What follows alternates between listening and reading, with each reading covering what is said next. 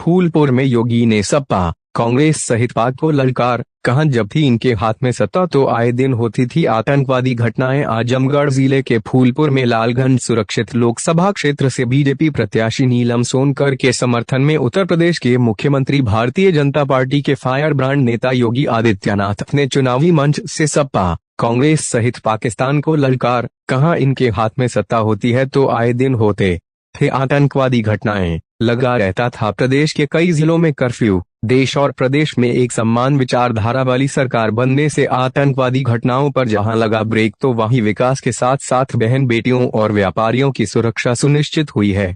रविवार को दिन में 12:15 बजे के करीब फूलपुर के जगदीशपुर पहुंचे प्रदेश के मुखिया योगी आदित्यनाथ ने आजमगढ़ जिले के लालगंज से प्रत्याशी पूर्व सांसद नीलम सोनकर के लिए चुनावी सभा में उमड़े जनवरी समूह से समर्थन मांगा। उन्होंने कहा कि अब की बार 400 पार में एक लालगंज से नीलम सोनकर का भी नाम होना चाहिए। उन्होंने विपक्षियों पर निशाना साधते हुए कहा कि इन लोगों का पूरा तंत्र जिस प्रकार के भ्रष्टाचार में नियुक्त था, जिस प्रकार की अराजकता में लिप्त था, जिस प्रकार की दुर्व्यवस्था करने में लिप्त था, जिस प्रकार की अराजकता आजमगढ़ में फैलाई थी, जैसे उन्होंने देश की सुरक्षा में सेंध लगाया था और आजमगढ़ जनपद वासियों के सामने पहचान का की संकट खड़ा कर दिया था कि देश के अंदर और बाहर आज मोदी जी के नेतृत्व में एक भारत श्रेष्ठ भारत का दर्शन हो रहा है और विरासत का सम्मान भी हो रहा है, जो भारत की सुरक्षा को पुख्ता भी कर रहा है। आज आप दुनिया में कहीं जाएंगे लोग आपको सम्मान देंगे, लेकिन 2014 के पहले यह स्थिति नहीं थी। पहले कांग्रेस और समाजवादी पार्टी का एक गठबंधन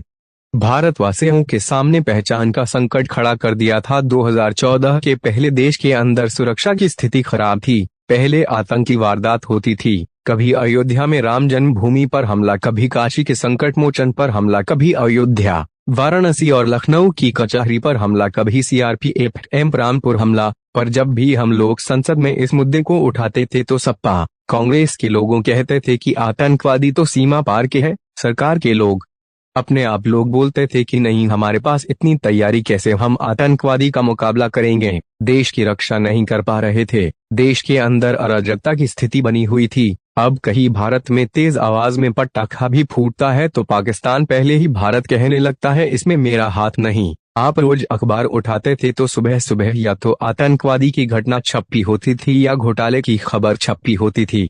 मैं आप लोगों को भरोसा दिलाता हूं कि चुनाव में जीत के बाद 6 महीने के अंदर पाक अधिकृत कश्मीर भारत का हिस्सा होगा, और यह तभी होगा जब हिम्मत होगी। इन सब कामों के लिए हिम्मत चाहिए, हिम्मत। उन्होंने विकास की बात करते हुए कहा कि रोड और रेलवे की कनेक्टिविटी बढ़ रही है, मेट्रो आ रही है, एयरपोर्ट बन रहा है, विश्वविद्यालय बन रहे हैं और मेडिकल कॉलेज लागू हो रही है। 80 करोड़ लोगों को फ्री में राशन की सुविधा का लाभ प्राप्त हो रहा है और उत्तर प्रदेश में तो हमने व्यवस्था किया है, अगर कोई गरीब आयुष्मान कार्ड नहीं प्राप्त कर पाया है, नहीं बन पाया है, कोई परिवार में बीमार है, सांसद, पूर्व सांसद, विधायक, कोई नेता नहीं मिल पा रहा तो हमसे संपर्क करें, हमें लिखें, मैं इलाज के लिए पैसे की व्यवस्था कराऊंगा। प्रधानमंत्री मोदी जी के सरकार में 12 करोड़ किसानों को किसान सम्मान निधि, 12 करोड़ घरों में शौचालय का निर्माण कराया। बचे हुए गरीब को भी आगे इन योजनाओं से लाभ पहुंचाने को काम किया जाएगा। इंडी गठबंधन है, भ्रष्टाचार का प्रबंधन है।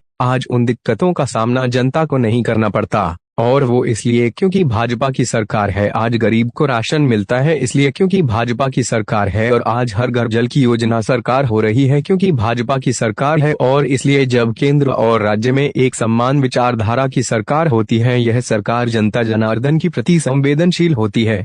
जब समाजवादी पार्टी और कांग्रेस की सरकार होती है, उनकी संवेदना गरीब के लिए नहीं, दलित के लिए नहीं, वंचित के लिए नहीं, महिलाओं के लिए नहीं, नौजवानों के लिए नहीं, बेटी के लिए नहीं, व्यापारी के लिए नहीं, उनकी संवेदना तो माफिया और आतंकवादियों के प्रति है। आने वाली 25 मई को चुनाव है। मोदी जी के विश्वास पर नीलम सोनकर भारतीय जनता पार्टी के प्रत्याशी बनाकर के आपके बीच में आई है। इनको आपने समर्थन दिया है, अब आपके आशीर्वाद की आवश्यकता है। श्रीमती सोनकर 25 मई को संसद में चुन करके जाएगी। लोगों ने संकल्प ले लिया। क्या आप सब सहमत हैं? जो राम मंदिर के विरोधी है, जो माफिया के समर्थक है, जो गुंडागर्दी करवाते हैं, उनके विरुद्ध वोट कर नीलम सोनकर को जिताएंगे।